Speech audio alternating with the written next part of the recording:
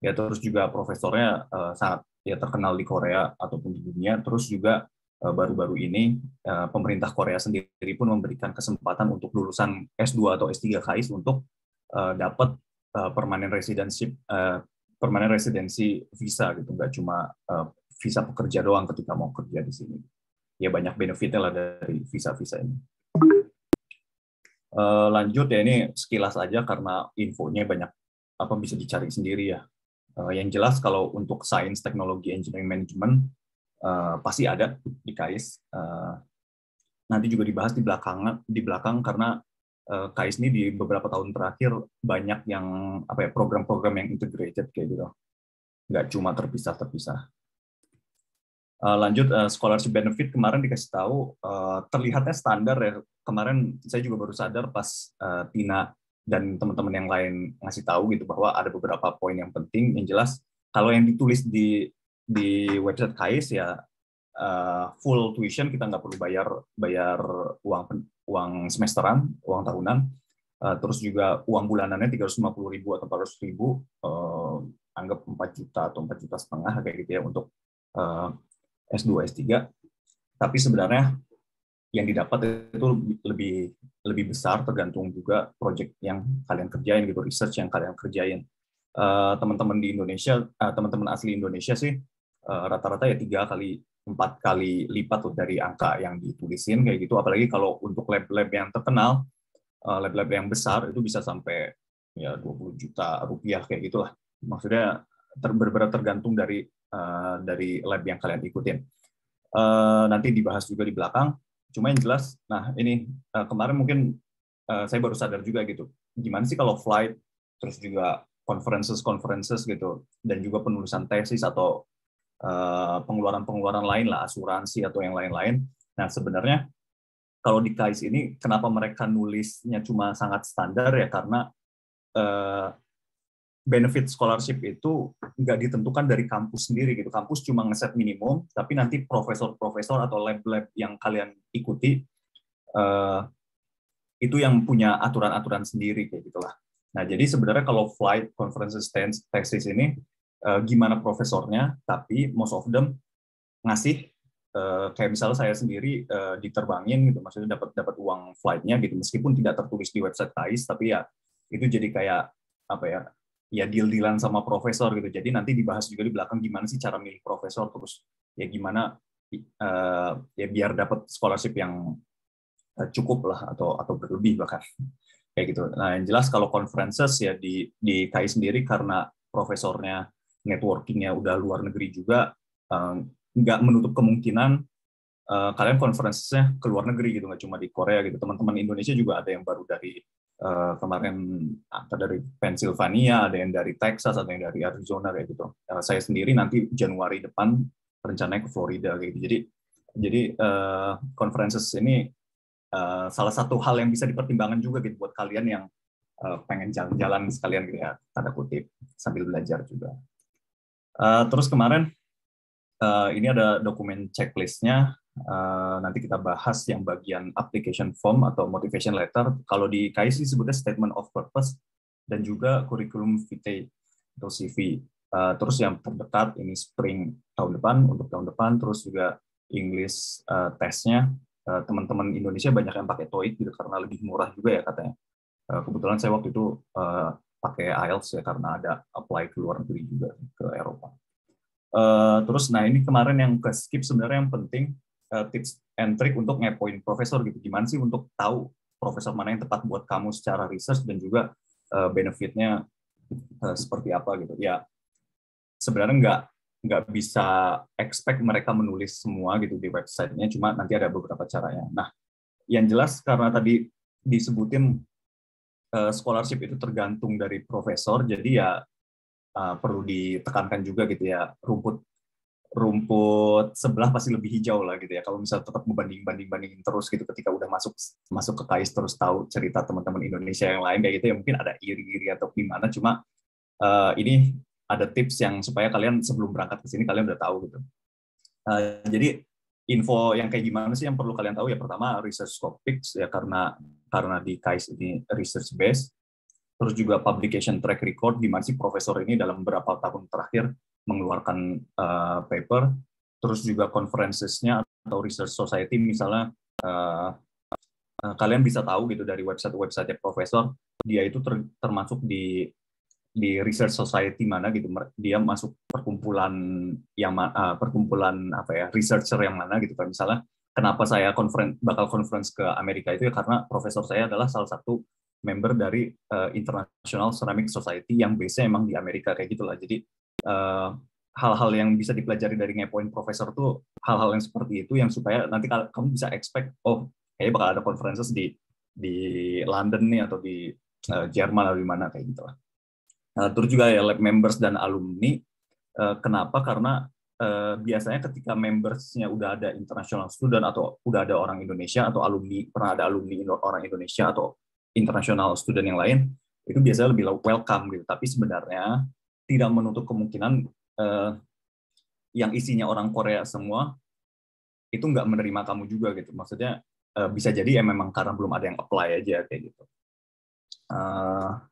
Jadi kalau misalnya di KAIS sendiri, ini departemen saya Material Science and Engineering, ketika klik people dan profesor, mereka udah punya list profesornya dan ada website dan kontaknya gitu. Jadi di sini dapat email mereka, jadi kalian bisa approach duluan. Nah terus satu lagi yang mungkin nggak banyak orang tahu itu ada kalau di KAIS, sorry, minimize dulu ya.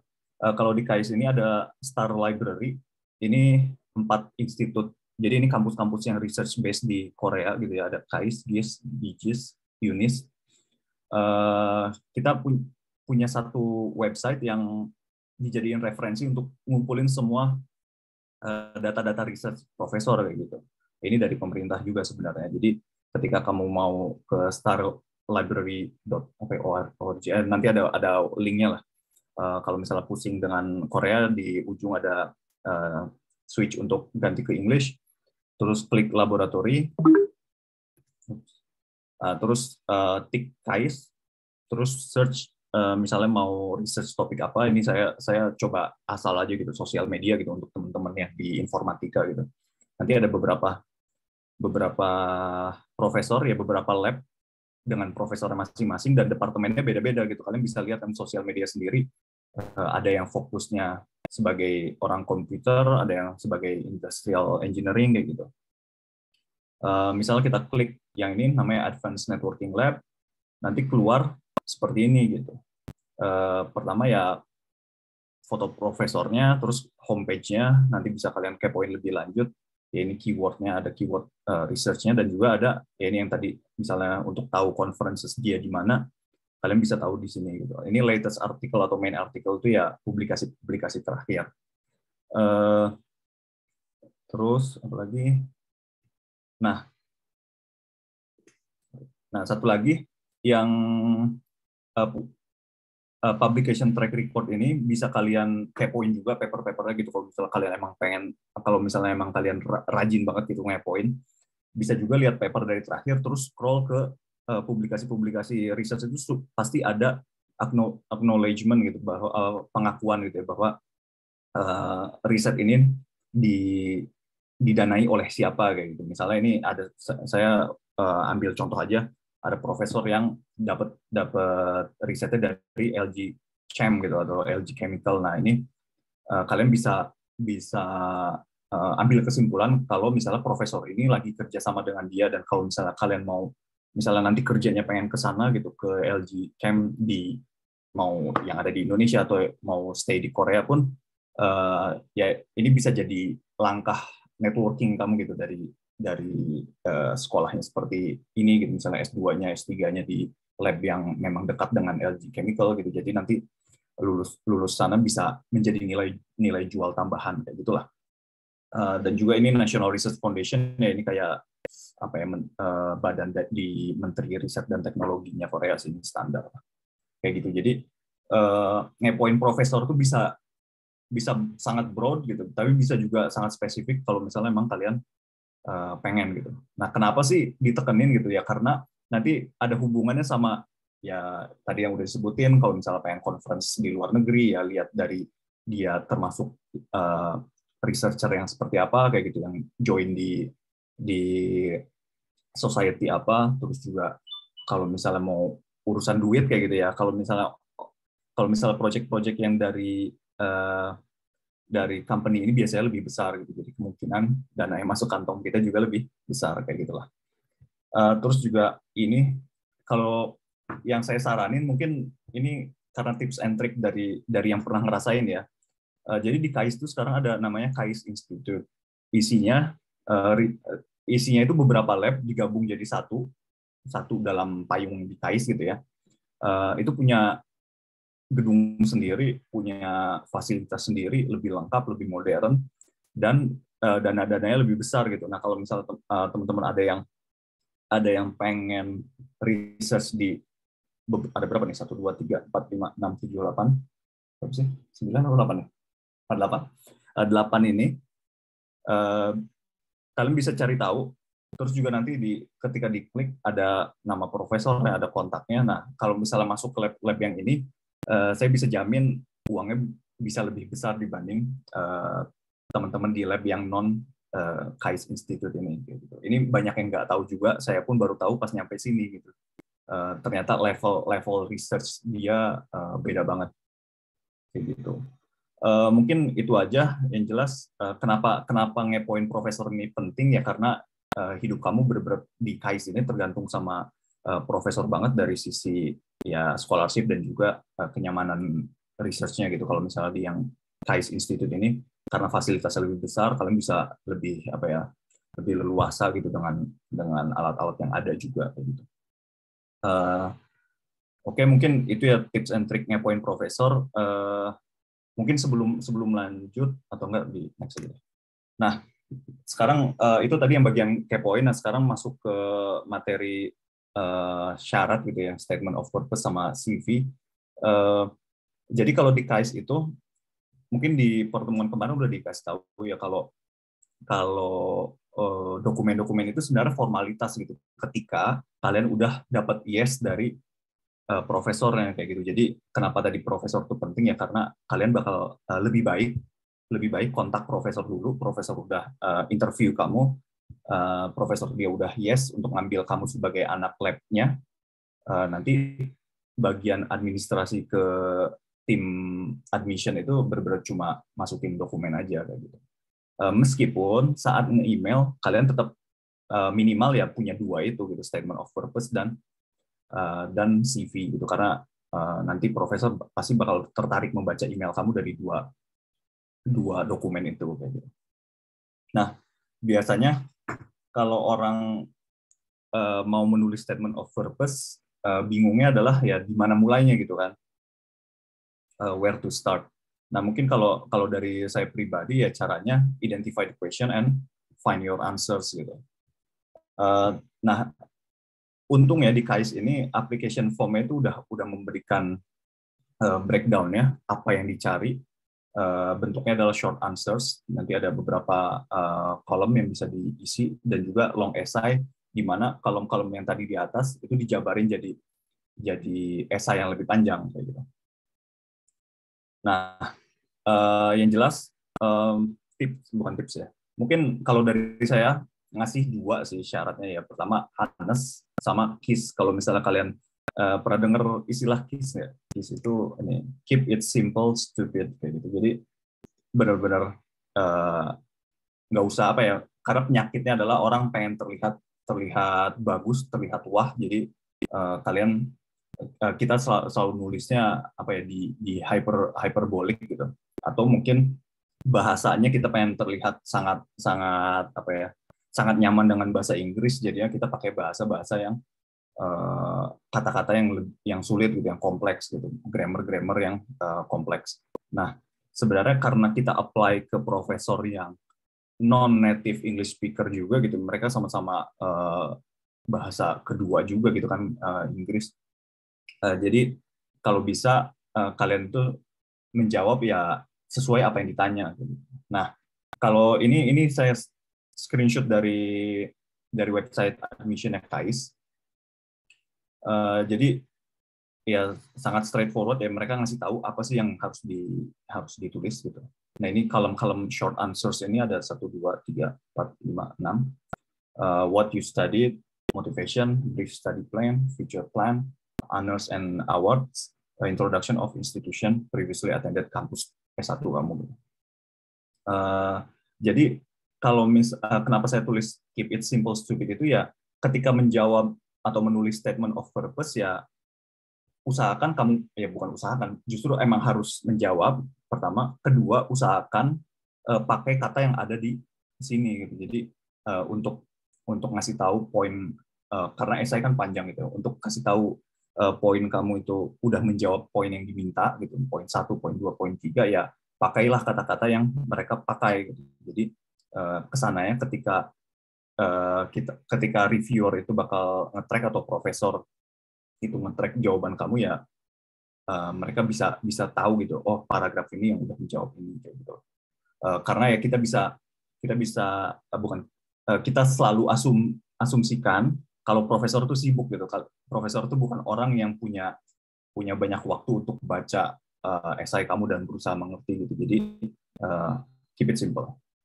Nah ini mungkin kalau misalnya kalian mau screenshot ini dari application form saya kemarin, ya emang nggak banyak kalau di bagian short answers ini. Ini sebenarnya formnya isi di internet gitu, maksudnya di website KAIS, website admission KAIS. Kalian masukin, nanti kelihatan limitnya kayak gitu. Kalau nggak salah limitnya sebenarnya per kolom itu 500 kata gitu, tapi yang nggak harus. Kalau kamu yakin itu sudah menjawab, ya nggak harus full 500 atau dipepet-pepetin gitu ya. Cuma nanti di belakangnya, di page setelah yang satu ini, di formulir di KAIS itu ya dijabarin lah jadi suatu cerita gitu, gimana sih kamu menceritakan ya kemarin belajar apa, di mana, dan juga dapat apa sehingga kamu pengen S2, S3 seperti ini, dan juga nanti pakai ilmu S2, S3-nya untuk apa kayak gitu. Jadi ya kemarin ini yang saya coba tulis gitu, kayak misalnya what you study, ya saya tulis learn subjeknya apa, research conduct-nya apa gitu ya. Memang dari dua hal itulah saya belajar banyak gitu kan. Terus ya motivation, ya pakai tulis lagi aja motivation gitu, nggak perlu dibikin jadi kalimat yang lebih indah, lebih susah gitu ya, karena kita apply ke orang yang bukan native speaker juga gitu kan. Terus study plan ya kemarin saya tulisin mau ngambil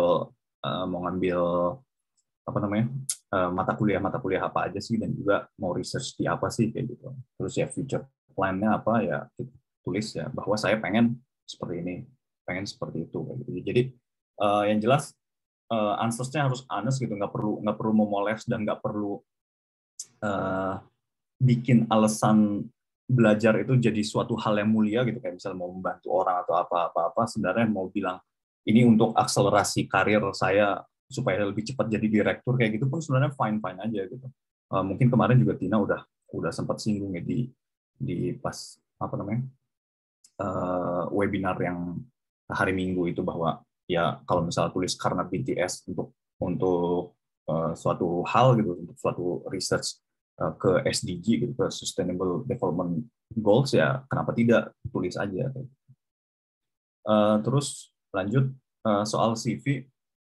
Kalau di KAIS itu CV sebenarnya no specific format, dan juga kalau di website nggak menjadi suatu hal yang dititik beratkan gitu di website admission KAIS ya. Jadi sebenarnya ini dipakai untuk ya profesor melihat secara sekilas kamu itu punya kapabilitas apa sih dari segi riset gitu. Riset itu mencakup ya mungkin ini yang harus di-emphasize ya, GPA gitu, misalnya IPK kamu gitu, seberapa bagus sih kemarin di studi terakhir, terus juga punya award apa, terus juga sertifikatnya apa, research experience itu dari hal ya pernah mencakup topik apa aja, terus juga pernah ikut konferensi atau ikut ya lomba, dan juga software atau equipment gitu. Nah software dan equipment ini nggak, mungkin disclaimer ya, di minggu kemarin saya udah bilang gitu, kalau misalnya saya labnya sangat disebutnya lab basah gitu ya, urusannya sama kimia atau ya hal-hal yang lab banget gitu lah, pakai jubah putih gitu-gitu. Nah, tapi sebenarnya yang disebut lab juga atau yang disebut research experience atau expertise kamu yang nggak cuma ngomongin riset lab aja gitu ya, nggak perlu riset pakai kimia atau pakai hewan aja gitu, tapi yang namanya misalnya coding untuk teman-teman software engineering atau membuat apa namanya disebutnya apa ya, ngumpulin data kayak misalnya untuk teman-teman di industrial engineering kayak gitu, itu juga sebenarnya uh, hal yang termasuk research expertise gitu, apalagi statistik gitu untuk teman-teman yang pakai data-data sekunder kayak gitu kan. Jadi itu ditulis aja gitu. Nah, kalau misalnya kemarin ini kenapa saya screenshot, sebenarnya pengen ngasih tahu ya, yang saya masukin itu formatnya seperti ini gitu, mereka nggak minta formatnya harus fancy, harus yang didesain kayak gimana ya, yang jelas tunjukin aja hal-hal ini kayak gitu. Nah, kemarin sebenarnya saya dapat pertanyaan bagus gitu setelah hari Minggu webinar gitu. Nah, ada yang nanya kemarin lewat LinkedIn, kalau misalnya saya dulu nggak pernah banyak megang alat, itu gimana gitu? Haruskah? Nah, sebenarnya ini sih yang pengen saya tekenin juga ya, research kompetensi kamu itu ya memang bagus gitu, tapi ingat kamu itu apply ke KAIS ini sebagai student gitu, bukan sebagai pekerja gitu. Jadi profesor pun sebenarnya tidak expect kamu harus udah jago A B C D E F G kayak gitu ya. Karena ya datang ke sini tuh untuk belajar gitu, apalagi kalau misalnya S2. Mungkin kalau misalnya anak-anak S3 beberapa lab, beberapa profesor ada yang minta udah pernah publikasi internasional dan lain-lain gitu ya. Cuma kalau untuk S2 sebenarnya sangat bisa dibilang sangat rendah gitu yang diminta dari profesor. Yang jelas tunjukkan gimana sih kamu bisa apa ya, melakukan riset dari hal-hal baru yang bakal kalian temuin gitu dengan pengalaman riset kemarin kayak gitu. Nah, kayak misalnya soal alat atau software atau apa, ya kemarin pun di ITB yang apa ya, kedengerannya kampusnya bagus, sebenarnya alat-alatnya juga banyak alat yang dari tahun 60, dari tahun 70, atau bahkan banyak alat-alat yang kena kanker gitu, yang nggak pernah ya tahu nih ini ada alat canggih tapi nggak bisa dihidupin, itu tuh ada juga di ITB kayak gitulah. Tapi ya kita build profile gitu, kita bangun profile kita sebagai orang yang udah tahu dengan teknologi tersebut, dan juga nanti ketika ada kesempatan untuk memakai teknologi tersebut di KAIS, ya itu bukan hal yang asing kayak gitulah. Jadi tenang aja ketika emang nggak ada fasilitas di kampus kemarin untuk melakukan hal-hal canggih gitu, ya yang perlu diingat ya, kita itu datang sebagai student yang mau pinter gitu, bukan datang sebagai orang pinter kayak gitu. Mungkin itu aja sih kalau misalnya statement of purpose dan CV di KAIS, karena kita itu sebenarnya nggak saingan lewat statement of purpose dan CV dengan orang-orang banyak terus nanti diseleksi gitu kan, karena kayak misalnya GKS atau Koika atau Posko 3 yang lain itu kan sistemnya mereka maksudnya bersaing dengan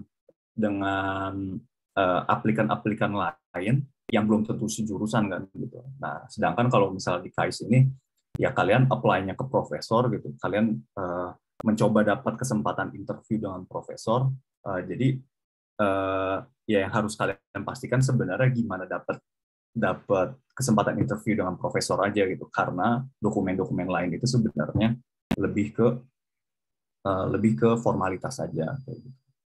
Paling itu aja. Kemarin itu ada ya, ini website yang berguna. Pertama ya KAIS website jelas, terus juga KAIS yang bisnis yang di Seoul, terus KAIS admission. Ini KAIS Institute, ini websitenya kais.ac.kr, terus juga Star Library. Paling itu aja kalau dari saya materinya. Mungkin nggak sebanyak komentar-komentar yang lain dari sisi statement of purpose dan CV, karena sebenarnya tips-tips yang mereka kasih juga sebenarnya bisa diaplikasikan ke KAIS gitu. Mungkin itu aja. Nanti kalau misalnya ada pertanyaan boleh deh kita banyak bahas di tanya dan jawab. Oke, dibalikin ke MC Celia, thank you. Oke, thank you Kak Jara. Berguna banget materinya. Untuk teman-teman kita langsung buka sesi tanya jawab aja biar menghemat waktu juga dan biar semuanya bisa dapat nanyanya. Yang mau nanya bisa raise hand, nanti aku bantu unmute karena ini, atau bisa langsung unmute sendiri kalau bisa dari ini. Ada yang ingin ditanyakan nggak?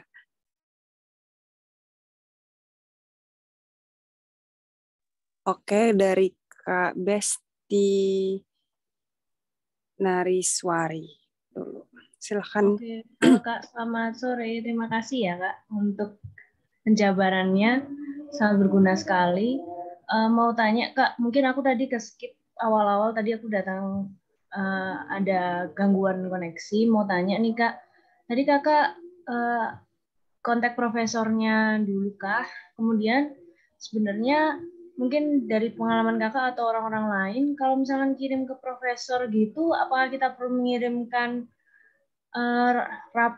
apa sih kayak rapotnya kita gitu loh, maksudnya untuk nilai-nilai kita secara detail, atau yang perlu dikirimkan untuk ke email profesor itu apa saja ya Kak? Thank you. Oke, langsung jawab aja ya. Sebenarnya cukup CV dan statement of purpose aja sih, essay aja gitu. Dan CV kalau misalnya kamu mau nyantumin GPA di sana ya silahkan. Karena sebenarnya untuk email profesor itu yang kamu coba usahakan adalah kesempatan untuk interviewnya gitu. Karena profesor pasti interview. Nggak mungkin dia melihat tulisan doang dan say yes terus ya udah silakan mendaftar gitu. Nggak, pasti ada interviewnya. Saya juga dulu ada interview. Waktu itu sempat nanya-nanya juga teman-teman yang di teknik electronics engineering, teknik apa disebutnya, elektronika, ya teknik elektronika, computer science kayak gitu ya. Mereka di interview, cuma interviewnya pun bukan interview tanya teknis gitu ya. Misalnya apa, kamu tolong buatkan saya coding seperti ini kayak gitu, enggak ya. Pertanyaannya sebenarnya umum aja, kayak misalnya pernah pakai alat apa aja gitu. Terus research kemarin apa yang berkesan kayak gitu. Pertanyaan yang saya dapat sih kayak gitu sih, nggak sulit karena ya harus digarisbawahi lagi gitu. Kita itu apply sebagai student gitu, bukan sebagai orang yang harus wah kayak pekerja kayak gitu lah. Paling itu aja. Terima kasih Kak Jara. Selanjutnya ada Kak Lutfi.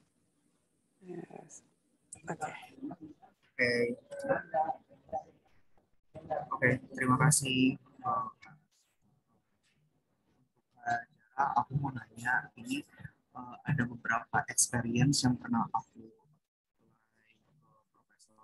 Maaf Kak, suaranya kurang jelas. Oke, ini kedengeran nggak? Oke, Ini kedengeran. Aku mau nanya, aku dapat beberapa experience untuk email profesor. Ada beberapa kasus di mana kayak ada profesor yang memang menurutnya itu kayak apply pakai portfolio khusus anak-anak STEM. Untuk social science juga ada. Kalau untuk di AIS kan itu rata-rata anak STEM kan. Lumrah gak sih kalau misalnya untuk yang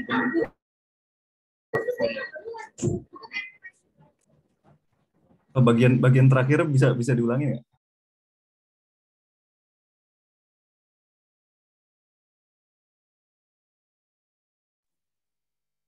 Kak Lutfi, sebentar. Di bagian terakhirnya untuk anak STEM apa gitu, nggak kedengeran? Iya tadi yang bagian untuk anak STEM.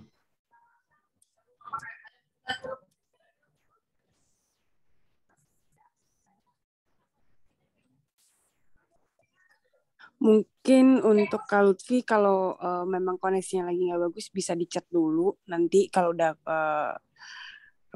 sudah agak bagus bisa nanya. Sementara kita next ke pertanyaan yang selanjutnya dulu ya. Ada Kak Sajidah. Kak Lutfi mungkin bisa bantu di-chat dulu ya Kak. Ini nanti kalau misalnya koneksi sudah bagus bisa tanya langsung. Tapi kalau memang masih putus-putus bisa di-chat. Selanjutnya Kak Sajida Mustifa, silahkan. Aku mau nanya Kak, kan aku bukan S2 sih, baru mau S1. Tapi aku dengar-dengar nih ada anak S1 juga yang approach apa sih namanya? Profesor kayak dosennya itu lewat email gitu buat nanya-nanya kayak is it kayak lumrah gitu, dan apa sih namanya kesempatan anak undergraduate buat kayak involve di experience yang kayak eksperimen, lab, apakah ada kesempatan kayak gitu? Soalnya tertarik gitu, apakah bisa? Makasih. Maksudnya kalau di KAIS gitu ya? Apa gimana? Maksudnya kalau udah jadi anak S1? Nggak bisa unmute, sorry tadi. Iya, kalau misalnya udah jadi anak KAIS gitu. Thank you. Oke. Iya. Jadi, sorry juga nih kalau misalnya di materi nggak banyak soal undergrad gitu. Cuma kemarin kan di minggu udah bilang ya kalau misalnya ada pertanyaan-pertanyaan soal undergrad, silakan tanya aja atau connect dengan saya di LinkedIn gitu, karena nanti bisa disambungin ke teman-teman S1 di sini, karena komunitas KAIS INA itu cukup aktif juga, cukup besar dan cukup aktif. Oke, mungkin untuk ngasih tahu, untuk S1 di KAIS itu application-nya atau cara mendaftarnya agak berbeda ya, karena kalau KAIS scholarship sebagai S2, S3 itu benar-benar dari profesor gitu. Kita masuk ke profesor, masuk ke lab-nya profesor, dan kita didanai, ya maksudnya kita jadi apa ya, profesor jadi penanggung jawab kita lah selama di Korea gitu, dari urusan visa atau apapun. Nah, kalau S1 di KAIS itu soal riset, jadi anak-anak S1 KAIS itu nggak perlu tugas akhir.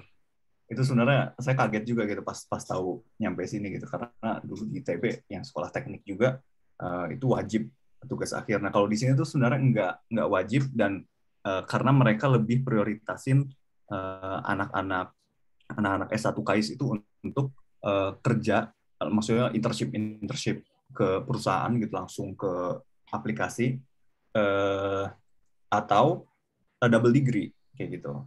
Nah, cuma emang ada beberapa teman-teman S1 yang mereka ngontak profesor untuk magangnya sebagai disebutnya undergraduate researcher kalau di KAIS ya.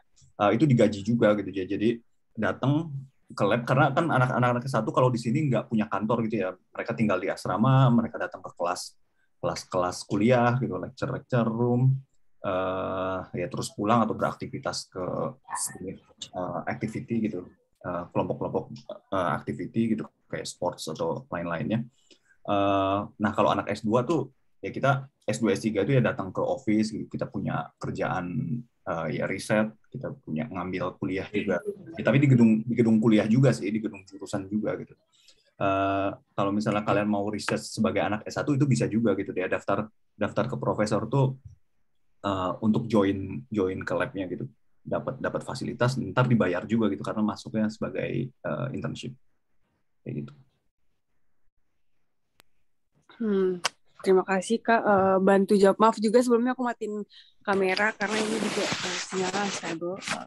Aku bantu jawab juga kalau untuk S1 di Korea itu memang tidak ada tugas akhir, nggak ada buat skripsian. Jadi kita cuma penuhin SKS, nanti paling ada beberapa dosen yang kayak lebih banyak kayak study case gitu, atau nanti kayak internship kayak gitu-gitu sih lebih banyaknya untuk S1. Selanjutnya tadi ada Kak Lutfi, kita jawab dulu Kak Lutfi ya. Yang lainnya kalau bisa sinyalnya memungkinkan tolong tanya langsung ya. Kak Lutfi tadi, is that okay untuk anak STEM dan social sciences cantumin portofolio untuk email profesor, purposing menunjukkan performa dan minat yang tinggi di KAIS? Ya sebenarnya open banget ya, maksudnya email profesor kan sebenarnya kayak ya dear profesor, saya nama saya ini, saya dulu kuliah di sini atau sedang kuliah di sini, akan lulus kayak gitu, dan juga saya punya minat di sini gitu, untuk nunjukin interest. Semua attachment itu sebenarnya bagus gitu kalau misalnya kalian mau masukin portofolio atau apa, itu sangat open ya, maksudnya nggak ada batasan. Cuma mungkin hati-hati juga jangan sampai terlalu banyak gitu. Kalau misalnya terlalu banyak, takutnya profesor tuh melihat itu sebagai burden gitu, sebagai hal yang aduh ini nyusahin nih, gue lagi sibuk, malah orang nyuruh baca sebanyak ini kayak gitu. Jadi sebenarnya gimana apa namanya,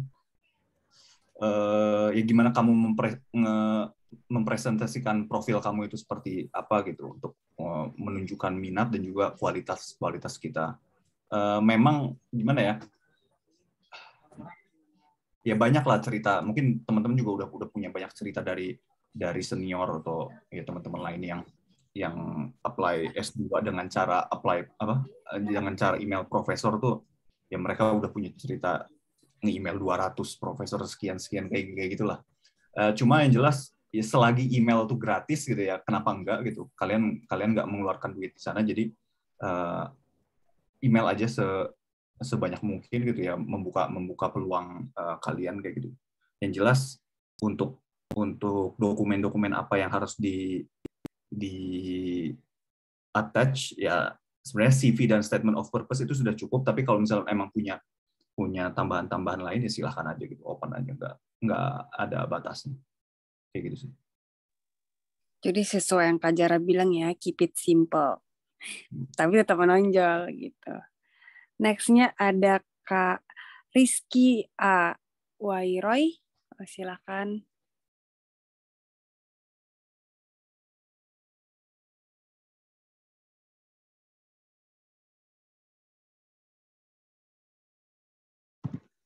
Ya, halo Kak, terima kasih atas ini penjabaran materinya tadi. Yang ingin saya tanyakan itu, apakah kita sebagai mahasiswa S2 itu ada target-target SKS tertentu nggak untuk diselesaikan? Jadi selain ngeriset di labnya, harus ikutan kuliah sejumlah mata kuliah gitu, atau menyelesaikan SKS tertentu selama kita kuliah jadi mahasiswa master gitu nggak Kak? Terus apakah mereka bisa ini di KS itu ada yang integrated atau S2, S3 gitu Kak? Kayak itu aja, makasih Kak. Oke. Kalau SKS kuliah ada, saya itu 33, risetnya minimum 9, tapi bisa maksimum 15 kalau nggak salah gitu. Jadi memang ada, jadi biasanya dihabisin di 2 semester pertama, itu kalian kuliah, tapi kan kita juga sebenarnya office kerja kita atau lab kita kan ada di gedung kuliah gitu ya, jadi cuma kayak turun tangga aja kayak gitu, nanti balik lagi ke lab untuk nge-lab atau ngerjain dokumen yang lain kayak gitu sih. Jadi memang ada course-course yang harus dilengkapin. Cuma ya sama kayak pada umumnya, kalau misalnya kalian udah S2 terus mau S3 ya ada penyetaraan gitulah, supaya nggak harus ngambil saat S3, nggak harus ngambil semua mata kuliah diulang lagi untuk menuhin kreditnya, bisa ditransfer dari yang S2 kemarin kayak gitu. Kalau integrated di beberapa jurusan ada, kebetulan jurusan saya sih nggak ada gitu. Kalau S2 apply S3 lagi gitu. Tapi di kayak jurusan fisika itu banyak, di elektronik banyak juga yang integrated. Cuma emang biasanya kalau misalnya kamu udah S2 di KAIS, ya profesor dengan senang hati gitu ngambil kalian sebagai anak S3 di labnya gitu, karena udah kenal sama kalian, udah punya research experience juga, tinggal ngelanjutin jadi ya riset yang lebih serius gitu kan, level risetnya anak S2 sama riset anak S3 kan yang beda level juga gitu.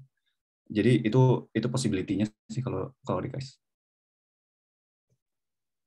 Oke, terima kasih Kak. Untuk teman-teman, pertanyaan yang di chat dijawab setelah teman yang raise hand atau nanya langsung udah dijawab ya. Jadi akan diutamakan yang bertanya langsung. Selanjutnya Kak Husnul Asri Indriani, silakan.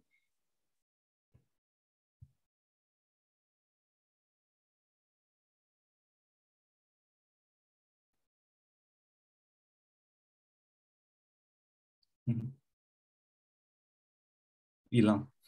Kak, orang masih ada nih, tapi aku udah unmute. Halo Kak. Halo, terima kasih. Oke.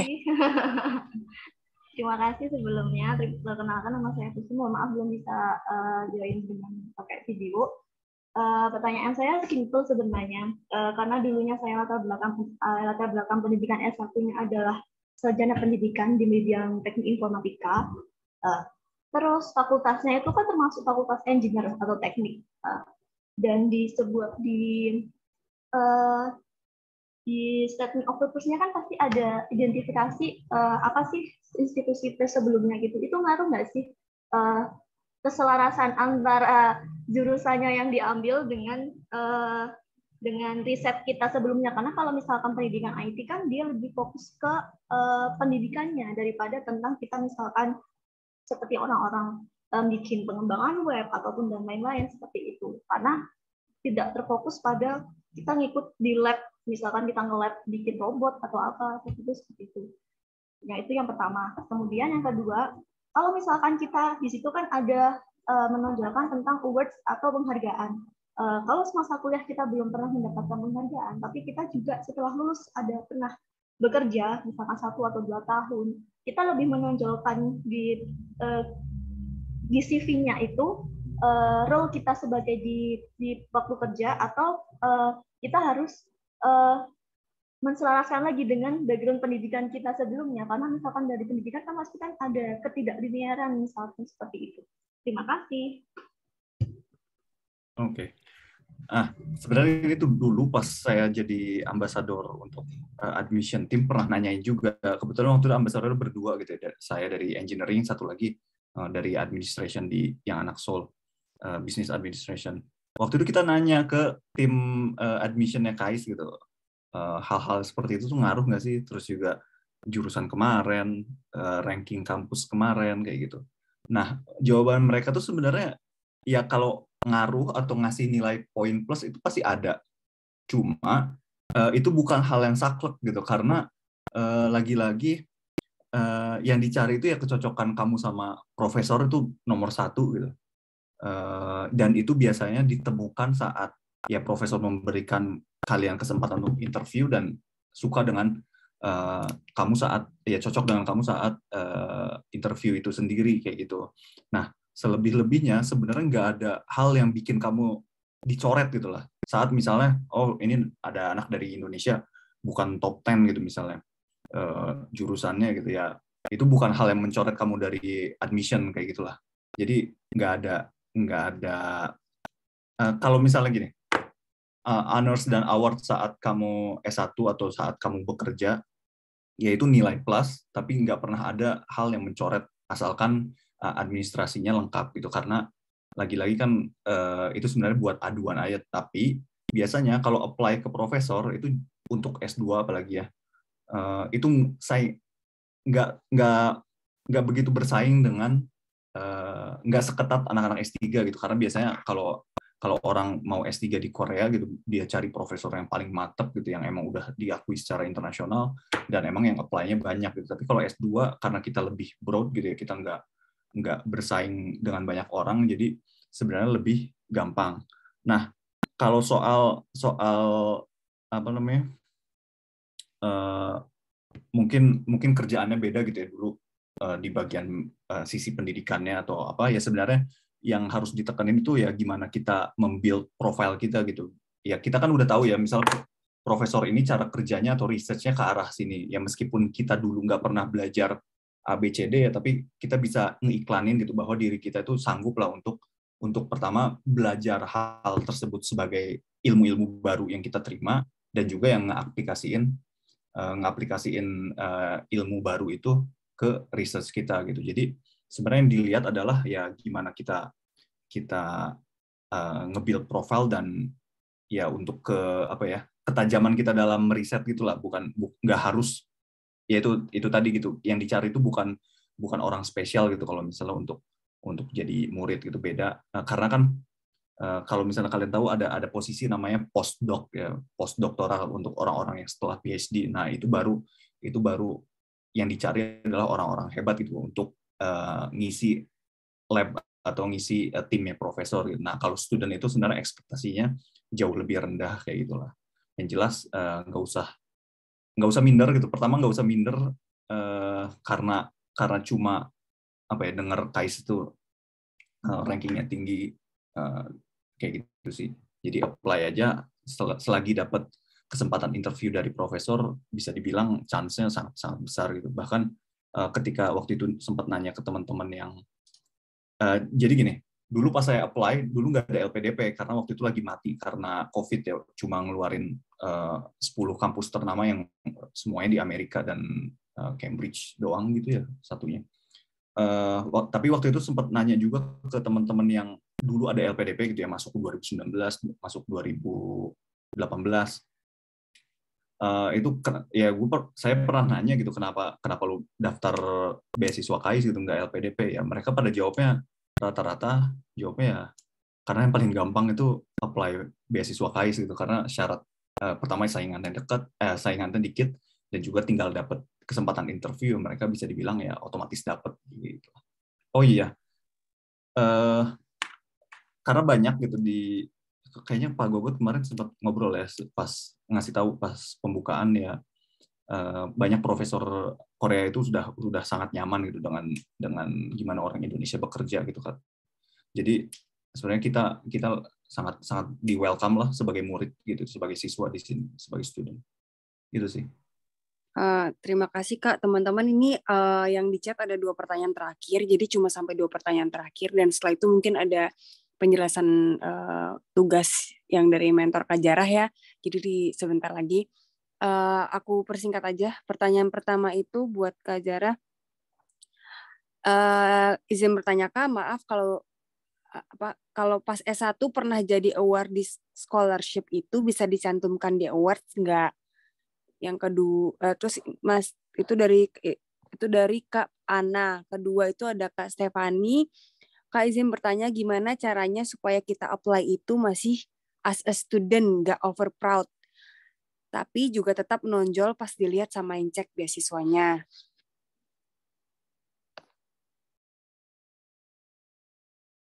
Oke.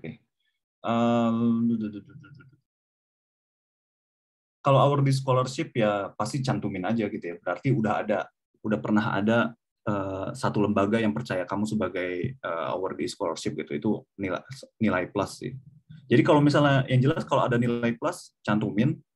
Kalau misalnya merasa kayaknya nggak ada nih poin ini, ya kalian build profile dari sisi yang kalian pernah lakuin gitu. Kayak misalnya sebenarnya kalau yang tadi ada yang screenshot nggak bagian formulir saya gitu.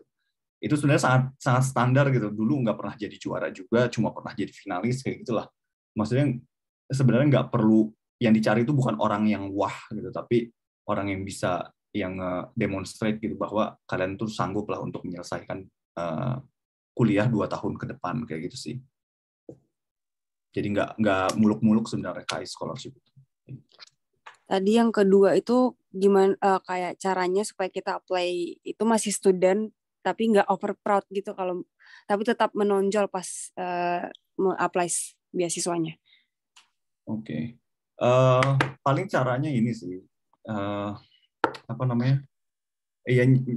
jangan posisikan kalian tuh hebat dari sisi kalian doang gitu, tapi integrate juga gitu. Coba gabungin sama apa yang lab itu kerjain gitu, apa yang profesor itu kerjain gitu. Gimana sih kehebatan kita bisa berguna untuk lab tersebut gitu. Jadi ya sebenarnya kalau misalnya kalian memang punya, ya kalian high achiever gitu saat kuliah S1 ya tunjukkan aja gitu. Cuma kalau misalnya profesor nggak bisa melihat kamu bakal berguna saat join ke grup mereka gitu ya, itu jadi useless juga gitu. Jadi ya untuk terlihat menonjol sebenarnya gimana sih kalian bisa ya nunjukin bahwa kamu adalah orang yang tepat lah, kayak bisa dibilang kayak apply kerja, tapi sebenarnya nggak seberat orang apply kerja gitu karena kalian datang sebagai student kayak gitu. Kalau misalnya saya dulu, jadi gini, mungkin kalau cerita dikit, kalau ada yang ngelihat atau nge-screenshot bagian formulir itu, dulu saya itu apply sebagai orang yang mau perdalam ilmu kerjaan kemarin gitu. Cuma ternyata profesor itu bilang, oh saya udah nggak riset ke sana lagi. Nah, tapi kalau misalnya lihat ada tulisan nikel gitu. Nikel kan Indonesia punya paling banyak di dunia gitu. Dia bilang, tapi nikel itu kepakainya untuk 10 tahun, 20 tahun ke depan itu di baterai gitu. Nah, kamu gimana kalau misalnya riset baterai gitu, gimana kamu cara catch up-nya gitu? Karena sebelumnya urusannya buat oil and gas, tapi nanti pas kuliah jadi baterai kayak gitulah. Jadi pertanyaan-pertanyaannya sebenarnya kayak gitu, dan ya jawabannya adalah ya gimana sih supaya profesor merasa ya kamu adalah orang yang tepat untuk saya rekrut, saya bakal ajarin kamu selama 2 tahun, ya kamu nanti setelah itu bisa melakukan ini setelah 2 tahun kayak gitu sih. Jadi soal kalian masih belum selesai kuliah kayak gitu nggak masalah, yang jelas bisa mengiklanin diri sendiri ya. Oke, terima kasih Kak. By the way, ini ternyata masih ada terakhir. Aku nggak lihat, yang lain udah nggak ada. Ini benar-benar terakhir.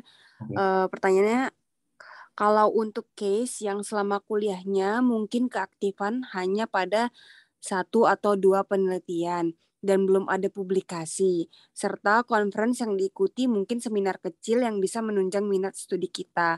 Biar bisa stand out lagi, tipsnya bagaimana Kak? Apalagi kalau belum bekerja atau pengalaman internship tidak banyak. Terima kasih. Oke.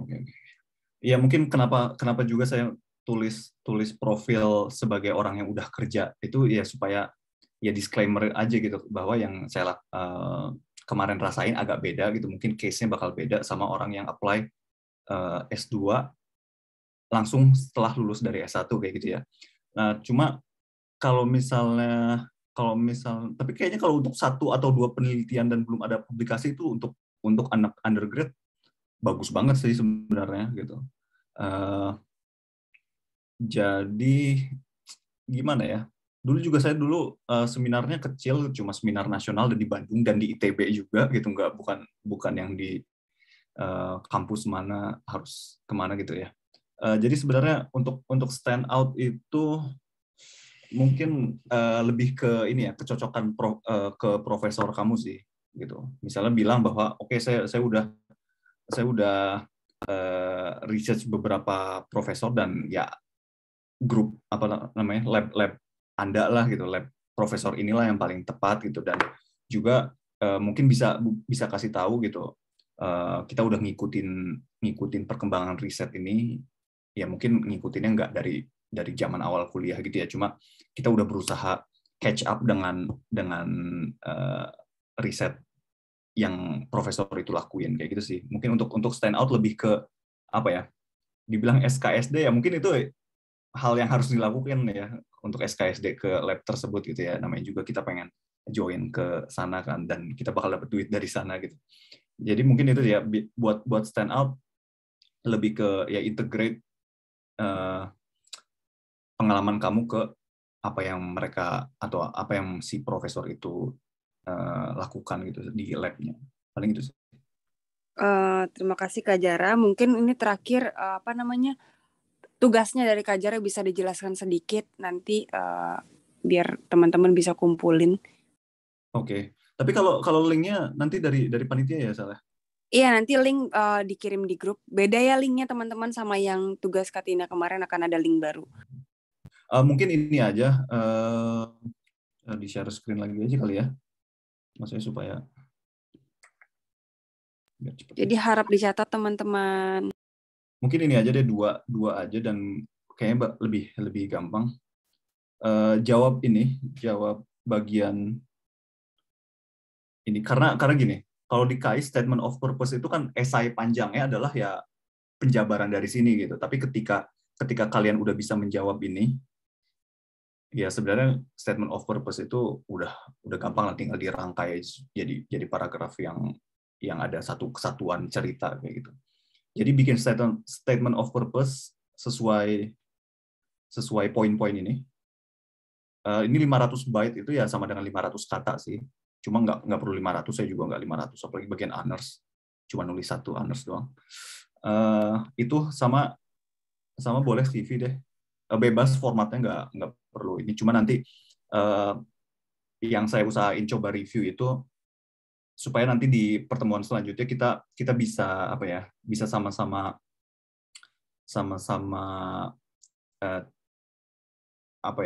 sharing gimana caranya nyambungin profil itu sebagai hal yang apa ya, bisa menunjukkan kamu itu kuat gitu dalam kehidupan research gitu di KAIS kayak gitu sih.